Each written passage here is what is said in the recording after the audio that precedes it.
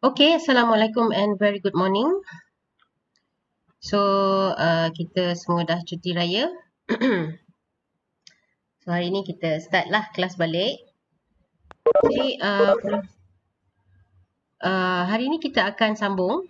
Okay, People and Structure for Innovation. Last class kita dah buat People and Structure for Innovation, tapi kita baru discuss 2 out of 4 perkara yang akan berubah dalam organisasi tu. Kita baru discuss 2. Okay, which is technology and new product innovation.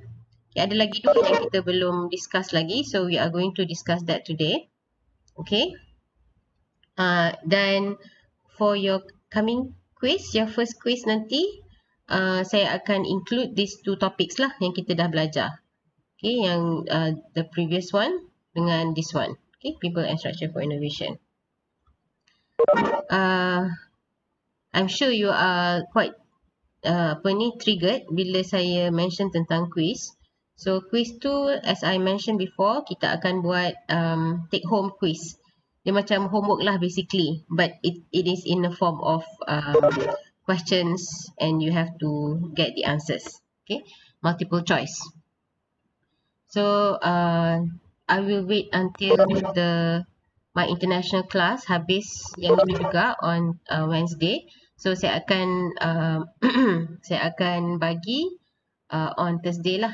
Okay, saya akan bagi the quiz tu on Thursday so that you guys semua boleh buat dan boleh submit by the deadline. Okay, so for people and structure for innovation, kita dah belajar ni semua, apa forces, what are the 4 types of change. Okay, so 4 types of change yang berlaku adalah, kita dah tengok ni 2, technology and new product and services innovation. So today we are going to look into another 2, which is the strategy and structure and also the culture change. Okay, the change of culture. So kita akan pergi terus. Okay, yang ini saya belum, yang ni saya dah terangkan ke dalam kelas ni? New products and services. Oh, belum Okay. So saya terangkan daripada sinilah. Okay, so kita dah, yang ni kita dah kan? Kita dah cerita pasal technology change ni, kita ada sebut tentang ambidextrous approach, macam yang kita main tangan tu. Okay. Okay, so what is the meaning of bottom up? Okay, and what is the meaning of top down communications? Okay, I hope you still remember. Okay, ni contoh ambidextrous innovation in one way, di mana mereka ada creative department and also creative department yang expand, yang explore, develop new ideas, dan dia ada juga using department. Okay, which is department yang akan exploit capability dia. Yang ni lebih rutin lah kerja dia. Okay, kemudian bagaimana cara kita nak susun, kita nak design kita punya organisation so that we can better, kita boleh create the ambience ataupun the surrounding for innovation. Okay, surrounding that fit for innovation. So ini sudah, those are the techniques, okay, to encourage technology changes. Now, we go to the second one, which is new products and services innovation. Okay, now there has been a research. Okay, actually there are a lot of research yang berkenaan dengan new products and services innovation. Okay, and one of the main research punya outcome adalah bagaimana mereka nak tahu. Okay, at the end of the day kita ada banyak idea. Okay, but at the end of the day ada berapa banyak idea daripada yang banyak-banyak tadi tu direalisasikan, dan daripada berapa banyak yang dah direalisasikan tu, berapa banyak yang betul-betul berjaya. Okay, so basically they have come up with this the outcome of this research, saying that out of 100 ideas, okay, only 33 were implemented.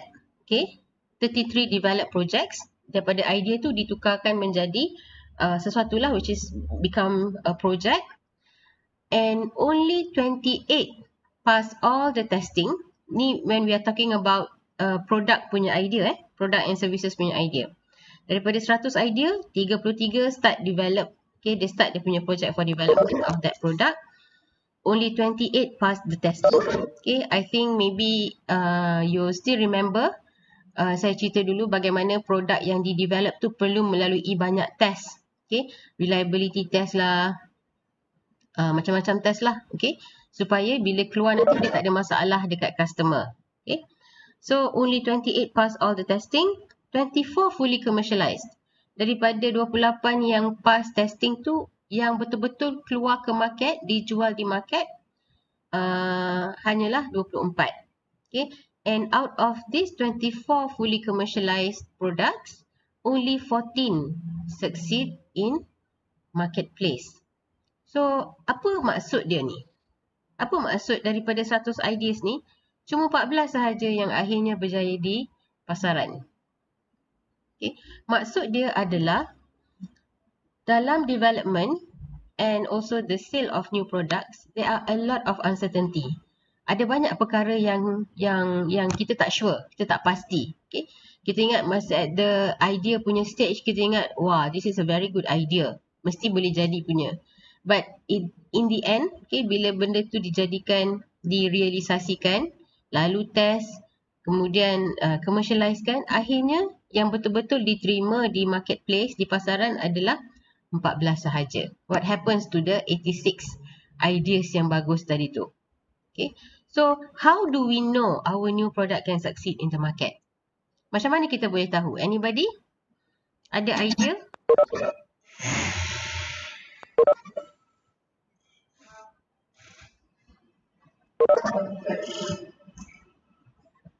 Anybody has idea? Macam mana kita nak tahu kita produk yang kita nak commercializekan tu boleh berjaya di pasaran?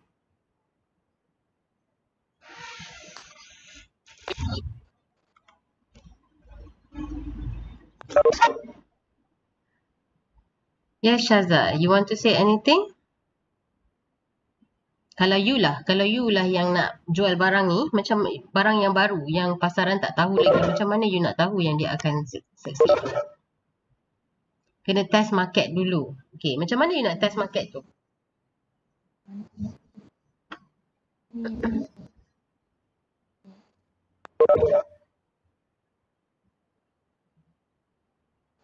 I cannot hear you, Syaza. Research. Mungkin kita tengok competition kita. Tengok competition. Macam kita tahu apa kompetitor kita buat, so kita mungkin boleh dapat ke idea yang lebih baik untuk improvekan. Okay.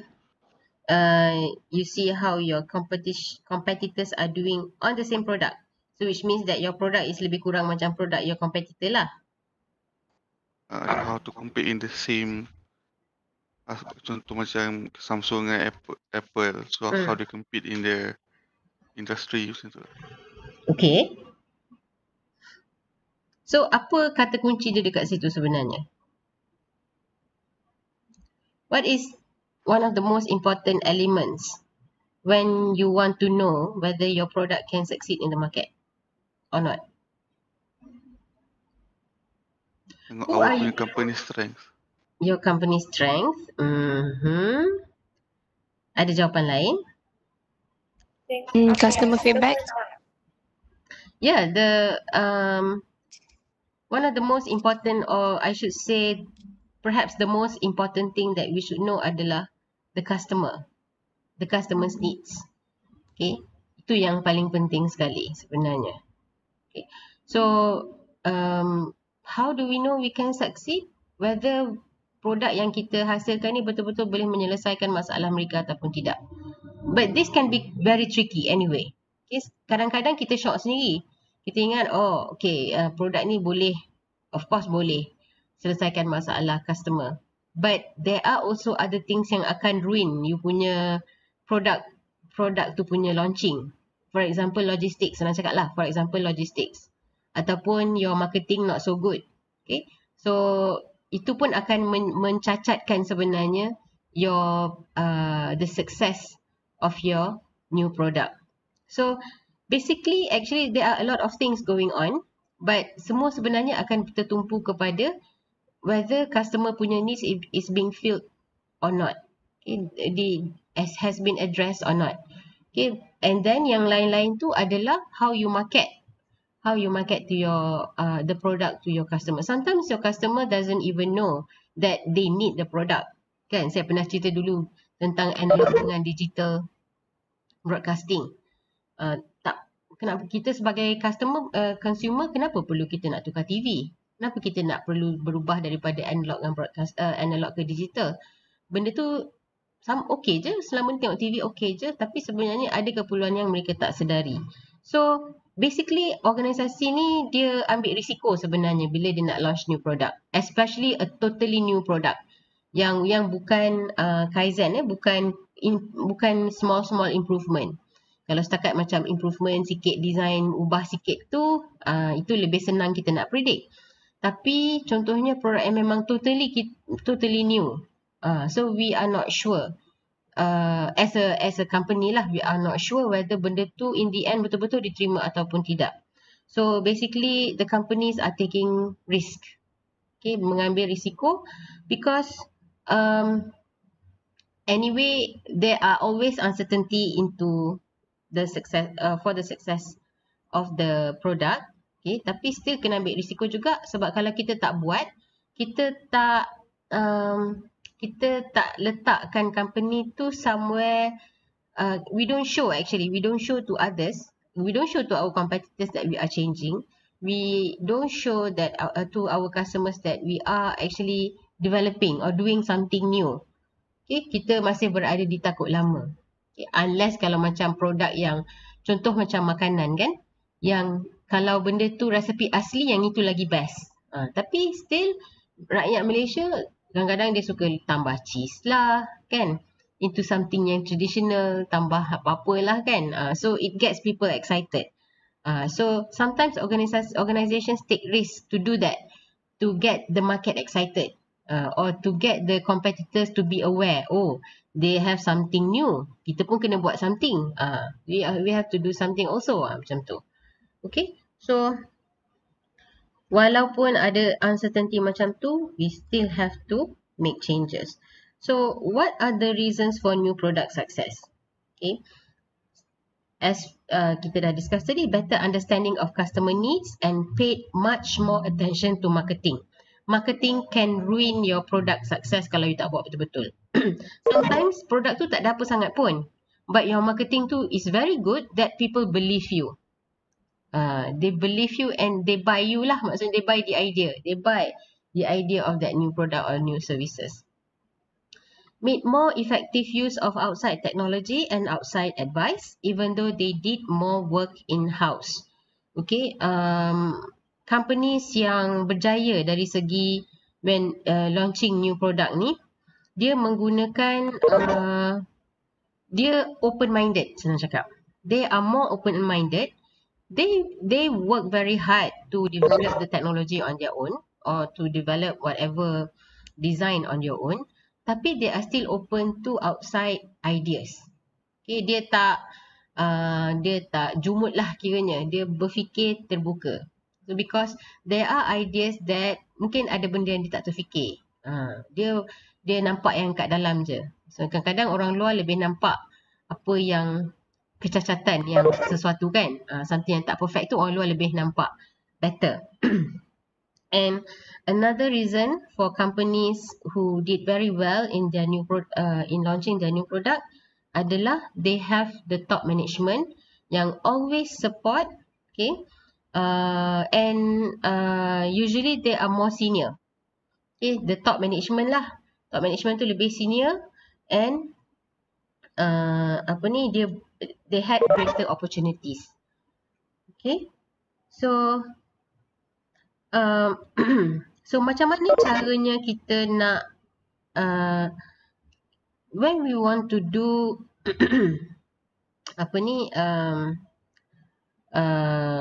we want to ensure that kita punya company ni boleh buat produk yang successful, kita kena berubah dari dalam dahulu. Okay.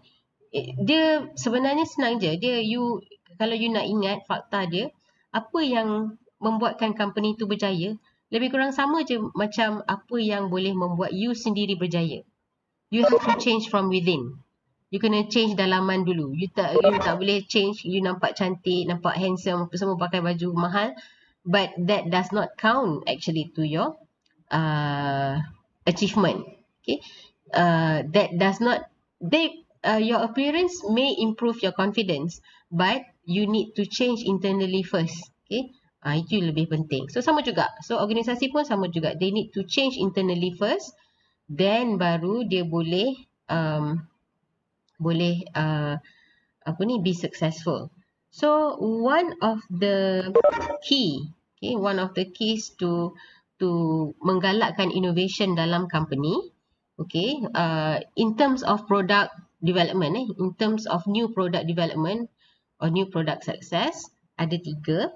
Satu adalah departmental specialization. So basically when you observe a company, or even if you have your own company, you tengok dalam company tu ada tak bahagian-bahagian ataupun jabatan-jabatan yang specialize dalam dia punya task dia sendiri. Contohnya, kalau if you want to produce a good product, and you want to launch a successful new product, you kena ada R&D, you kena ada marketing, and you kena ada production. 3 jabatan ni adalah jabatan yang paling penting. 3 departments ni lah. Because they are highly competent. Dia mempunyai skill set yang fokus on their own task. Dia, kalau orang production, dia pandai dari selok belok production. Orang marketing pandai dari selok belok marketing. Orang R&D dia pandai daripada selok belok R&D.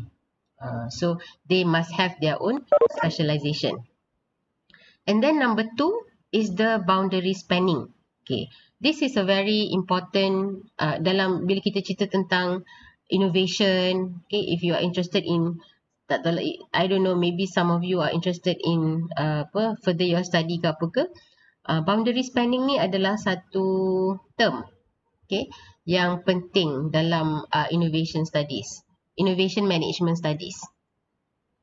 Boundary spanning ni, boundary ni maksudnya you punya sempadan. Spanning ni maksudnya you luas, you buka sempadan you.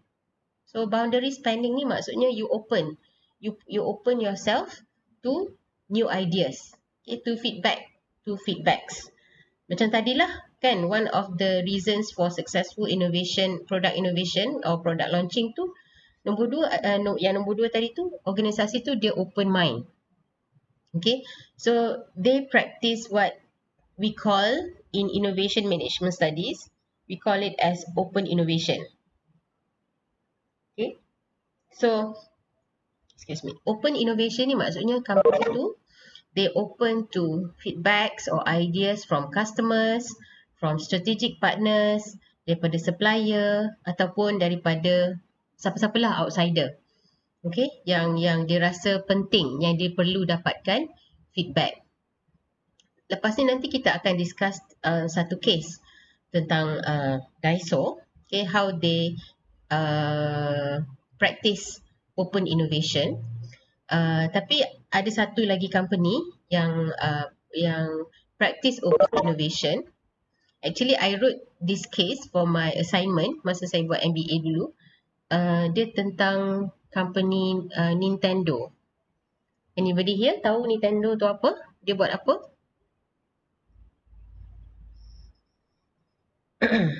Console gaming. Yes, console games.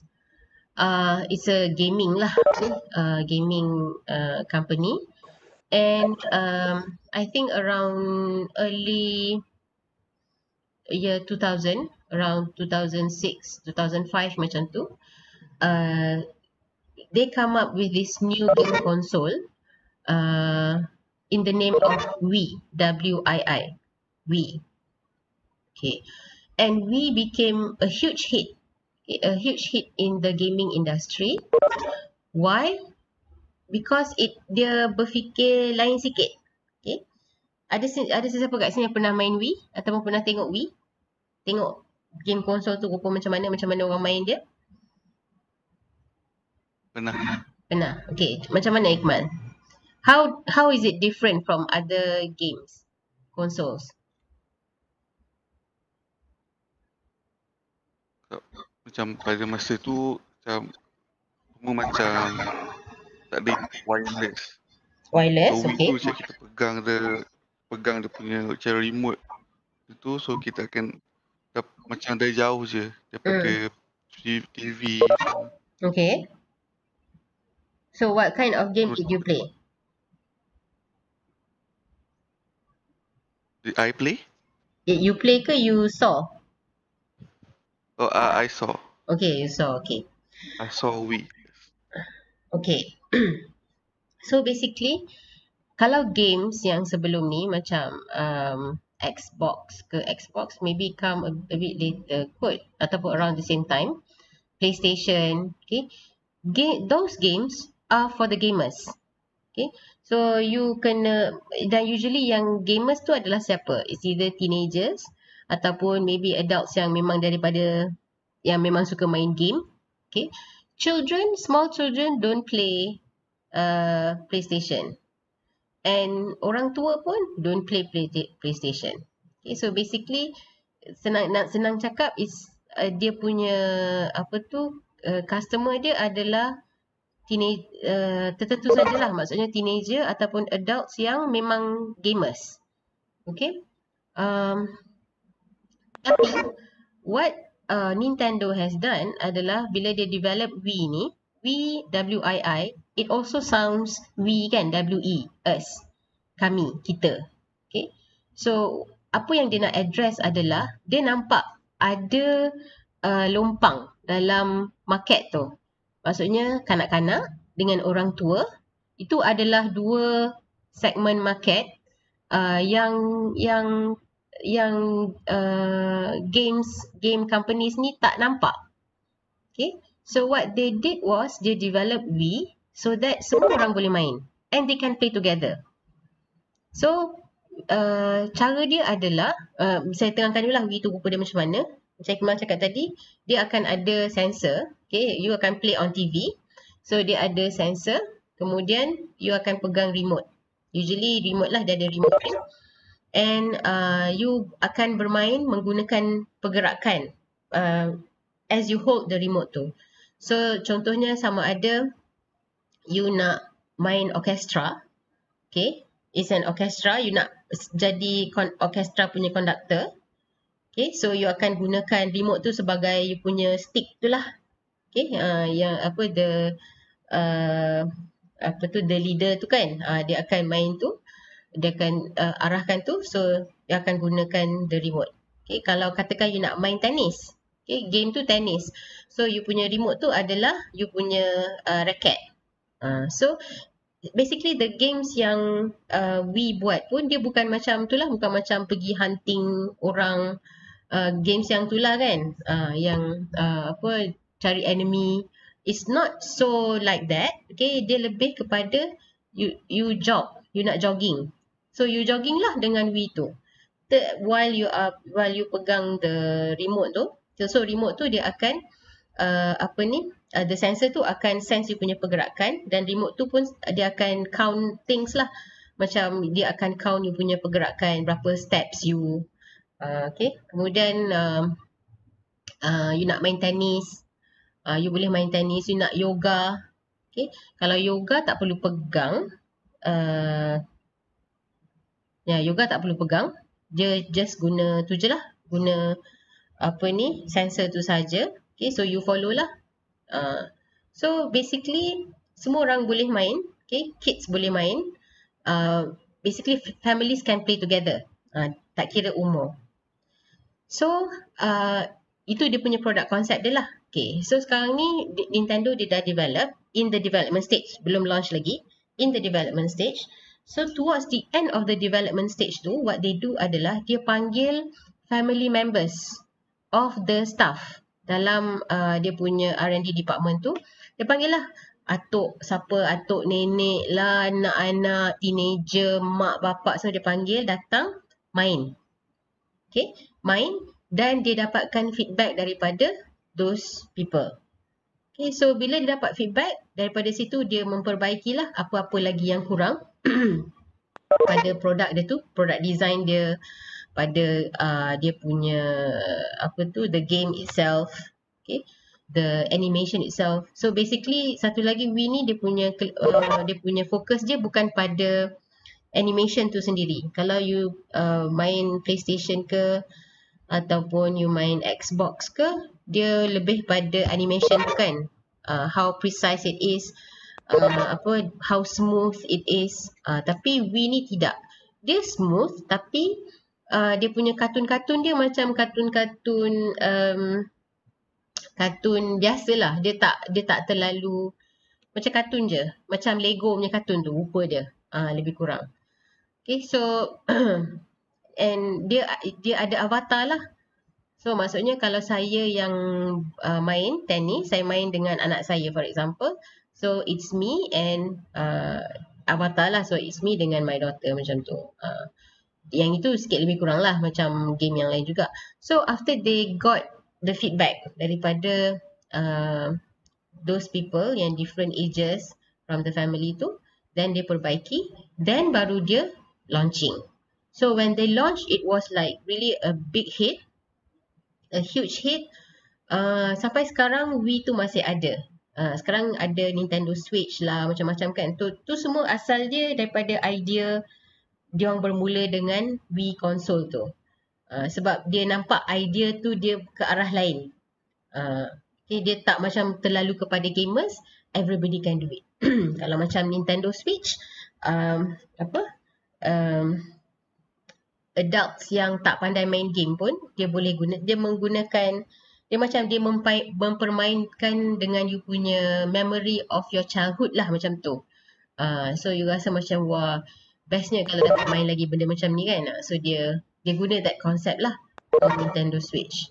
So those kind of companies, when they practice open innovation, they get fresh ideas yang dalam company dia tu tak terfikir, tak dapat, ataupun dia boleh harness lagi, dia boleh perbaiki lagi dia punya idea for the product tu lah. Okay, idea for improvement.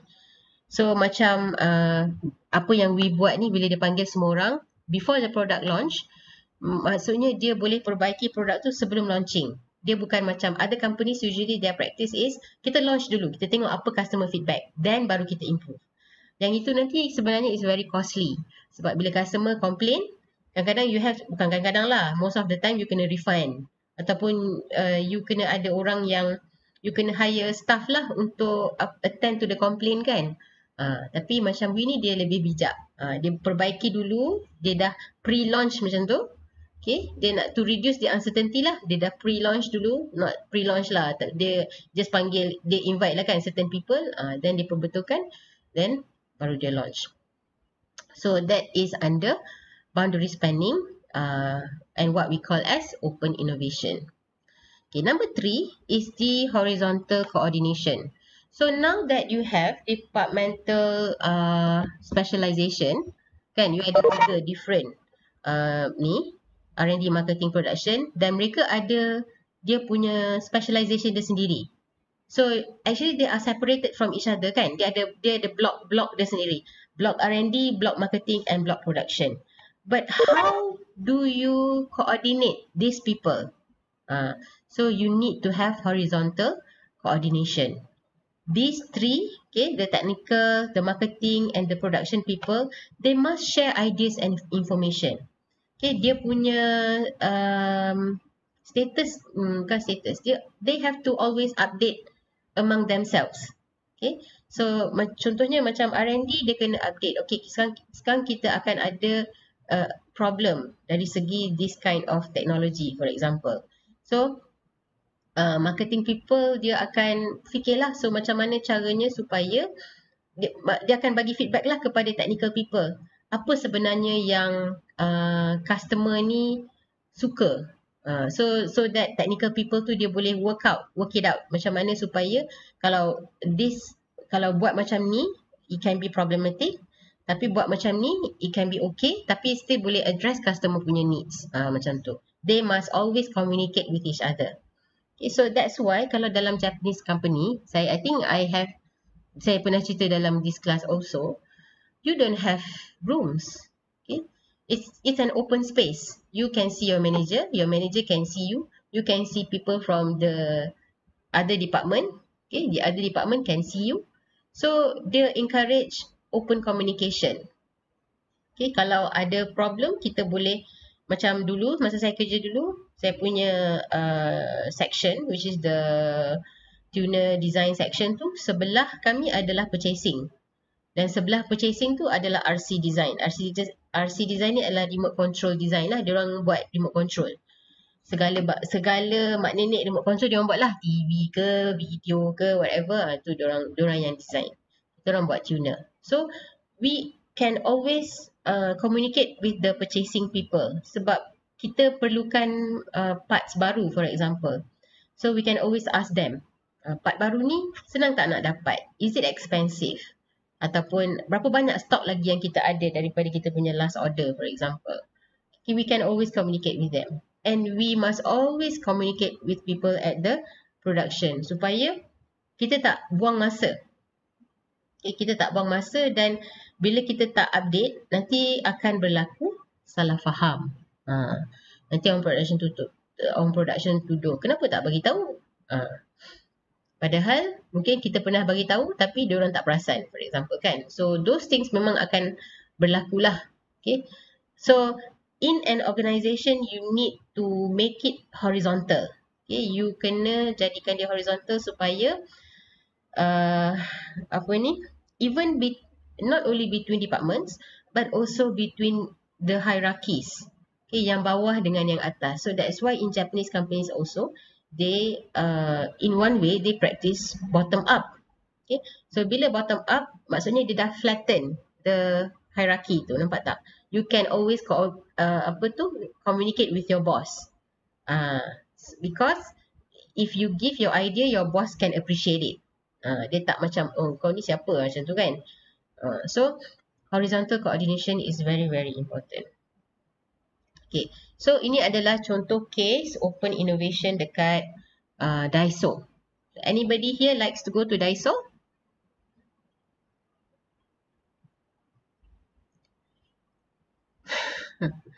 Okay, siapa yang pernah pergi ke Daiso?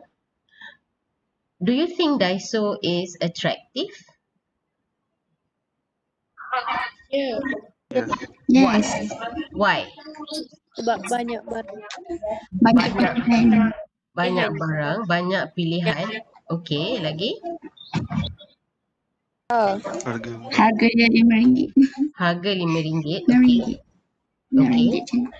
But kita ada juga eco shop kan? Ada eco shop, ada Ninso. But apa beza Daiso dengan these two? Harga dia dah lah mahal sikit. Lebih berkualiti Daiso punya. Lebih berkualiti. Okay. And barang dari Jepun ada yang tak ada. Barang dari Jepun dan tak ada di Malaysia. Dia tak ada sangat kat sini. So Daiso dia tak barang dari Jepun tu dekat Daiso lah. Oh, because it's made in Japan lah. Banyak barang pelik-pelik. Banyak barang pelik-pelik. Okay. Okay, itu adalah salah satu yang membezakan lah di antara, barang yang unik tu dia membezakan di antara Daiso dengan others lah, competitors dia yang walaupun dia mahal sikit. Sebenarnya dekat kalau you nak shop dekat Daiso, shopping Daiso dekat Japan lagi murah daripada Daiso dekat Malaysia. Daiso dekat Japan baru RM3.9. Daiso dekat Malaysia RM5.9 kan? Is it? I think the latest price RM5 berapa tak? RM5.9. RM2 lagi mahal daripada shopping dekat Japan. So satu lagi Daiso dekat Japan, kalau kat Malaysia dia just macam satu kedai je kan. Tapi kalau dekat Japan dia satu bangunan. Dia ada yang depending on the place, ada yang 5 tingkat bangunan. Dan satu bangunan tu Daiso sahaja. So kadang-kadang kalau saya bawa saya punya group pergi ke Japan, boleh jadi half day lah, at least half day shopping dekat Daiso je. One is because dia lebih murah daripada Malaysia. Number two, because ada barang yang kat situ lagi up to date lah barang dia kan. Barang dia. Dan yang ketiga, banyak pilihan. Lebih banyak pilihan dari Malaysia. Now, so what is so special? Now, we want to talk about open innovation at Daiso. Tadi some of you cakap barang dia unik. How come barang dia boleh jadi very unique at that cheap price? Dia sebenarnya yang mempelopori lah harga barang yang berkualiti, barang yang unik pada harga yang murah. Tu dia punya, if you see here, quality, dia punya wow factor dia tu adalah dia akan membuat customer tu terfikir, can I buy this product at this price? Dia rasa macam, customer tu rasa macam tak percaya lah kan. So that is that. Dia punya target dia memang dia nak generate wow factor, that kind of wow factor. Okay. Kemudian variety dia kan, dia provide fun shopping experience because dia ada a lot of selection of products. Dan not only selection of product dia tu banyak, tapi juga bertukar-tukar. Okay. So I think tak lama lagi kita akan terpadam, maybe. Kalau terpadam nanti habis kat situ nanti saya akan bagi link baru and then produk dia adalah unique, presenting fresh new ideas that cannot be found anywhere else. Okay, so these are the three strengths of Daiso. Ni memang saya ambil daripada Daiso punya website. Okay, ni bukan research, memang Daiso punya website. So, okay, kita tengok dulu sejarah dia lah serba sedikit. Daiso ni established by Hirotake Yano, in 1972. Original name dia adalah Yano Shoten. Shoten ni maksudnya kedai, macam kedai runcit lah macam tu, kedai kecil macam tu, Yano Shoten. And then they changed the name to Daiso in 1977 and they decided to launch 100 yen shops in 1987. So it takes them about 10 years lah to get untuk dapatkan konsep 100 yen shop. And so dia dah started international expansion in 2001. 2001 baru dia buka international branch dia lah. Sebelum tu memang the whole country lah dekat Japan. Japan ni memang besar pun kan. So dia buka dekat situ, dia nampak berjaya and then dia buka branch dia overseas. Okay. What is so special about Daiso is that they get ideas from housewives. Okay. In Japan, kalau you belajarlah setinggi mana pun, bila you kahwin, especially after you get a baby, bila you melahirkan anak, usually the culture is the ladies akan berhenti kerja untuk menjaga anak. Tak kisahlah you ada PhD ke, you ada masters ke, you dah ada career yang bagus dalam you punya pekerjaan ke, usually dia akan berhenti kerja. So, these housewives, dia akan kerja part time lah macam tu kalau dia nak kerja. Jadi cashier ke, kerja kat supermarket ke, whatever lah. Kerja yang 4 jam sehari pada waktu senggang dia lah. Bila anak dia besar sikit, mungkin anak dia pergi tadika for example atau pergi sekolah, dia akan kerja. Bila anak dia balik, dia dah ada dah kat rumah. Okay. So, what happens is that Daiso telah menggunakan these resources, the resources of brilliant ladies, yang pandai, yang memang fokus dia kerja kat rumah. Bila kerja kat rumah tu dia bukan buat kerja gitu-gitu je. Dia sebab kat Jepun ni rumah kecil, so dia sangat menghargai spaces. So dia akan sentiasa berfikir macam mana cara supaya dia boleh jimat space, for example kan. So what they do is dia kumpulkan these housewives dan dia akan buat regular meetings. Dia bukan sekali je lah. Dia macam as if those people dia bekerja dengan Daiso, tapi dia just panggil sebagai part time lah. So dia akan brainstorm ideas. So that's why bila you pergi Daiso, you akan nampak barang yang tak terfikir pun ada benda macam ni. Kan? You tengok barang tu, bagus ni, ada benda macam ni. So it can help you to, contohnya macam you nak gantung, macam you nak nak space safe untuk periuk-periuk for example kan. So adalah dia buat tempat gantung periuk dekat pintu. Macam-macam lah, okay, segala ideas. And then the barang tu pun sangat cute, very presentable. So those the ideas, the designs tu with the practice of open innovation, okay, by getting ideas from outside, from the housewife, from the people